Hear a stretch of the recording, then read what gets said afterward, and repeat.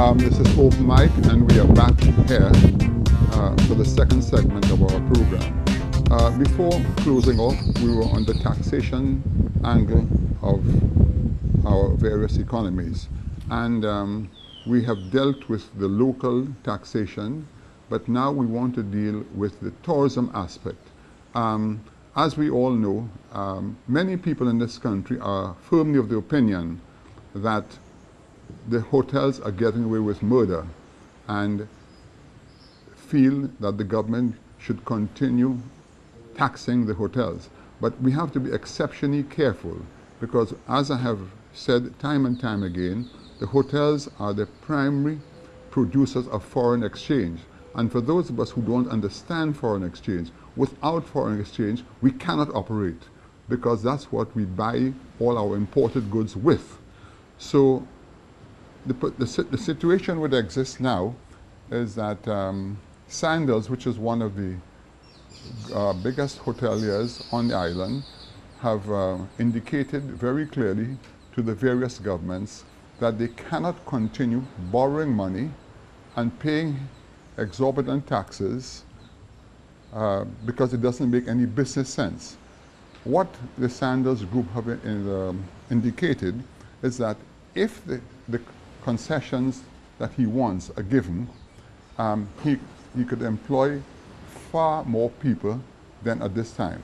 Presently, Sandals employs 1,800 people within their organization, and if they were permitted to put up another 400 rooms, which is the beaches we plan to put up, you talk of another 800 people.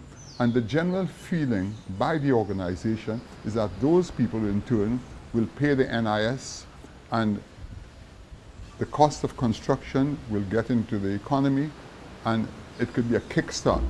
Now, on that score, I asking Mr. Peterkin for his contribution in that field.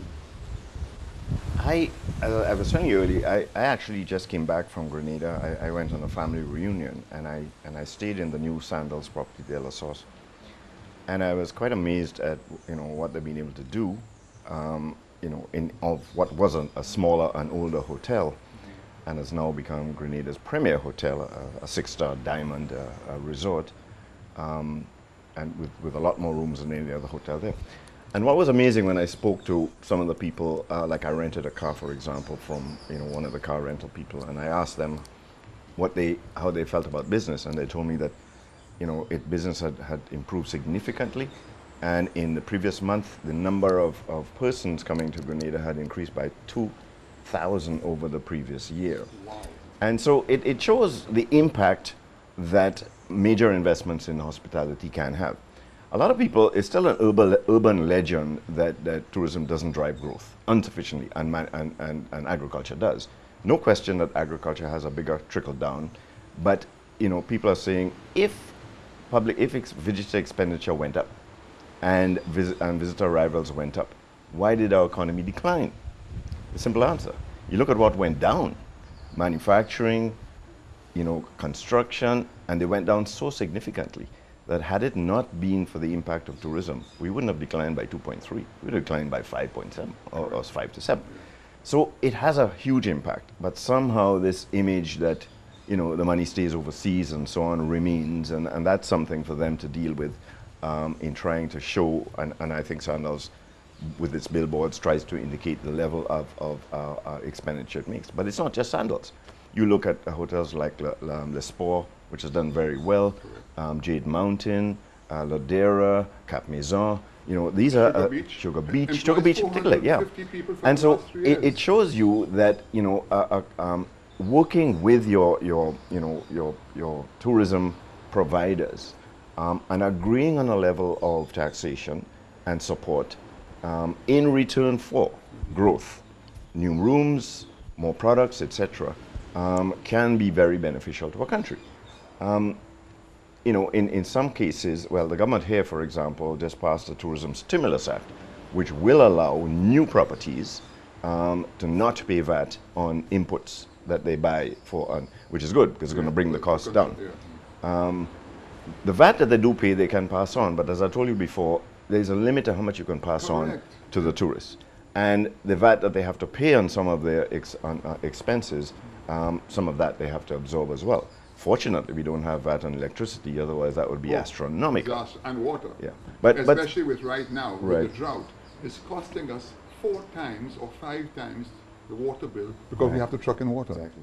But you know, the rate is now 10% VAT for hotels, and the industry as a whole negotiated that and accepted that rate. There's still a bit of discussion as to whether it applies to tours, because the cruise ship industry says it's not paying any VAT on any tour billing.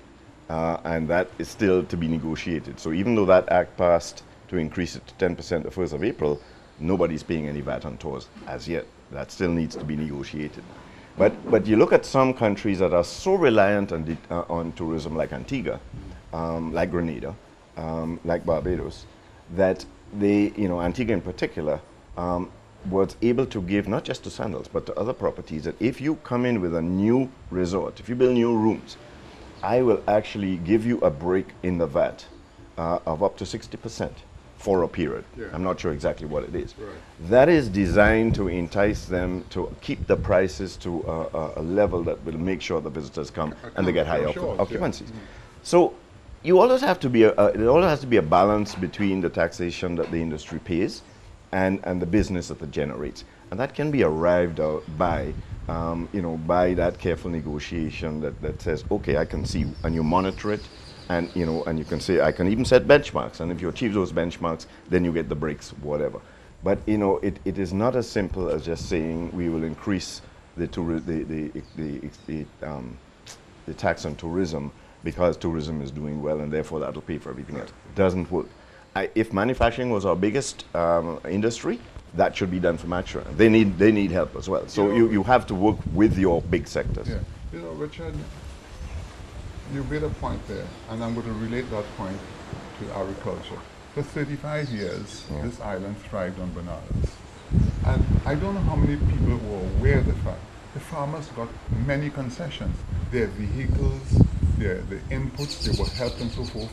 And at the end of the day, even some people criticized it, but I think it was a good decision.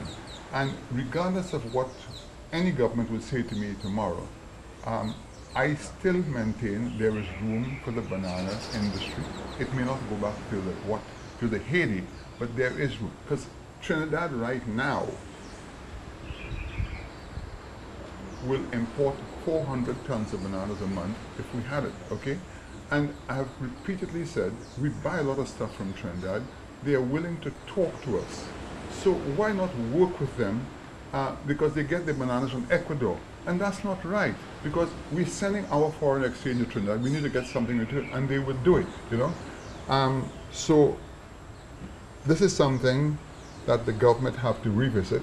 But at the same time, I know the government have a problem on their hand, but as politicians, they have to find a way to communicate with the people of St. Lucia, to explain to them the hoteliers are not ripping off the country.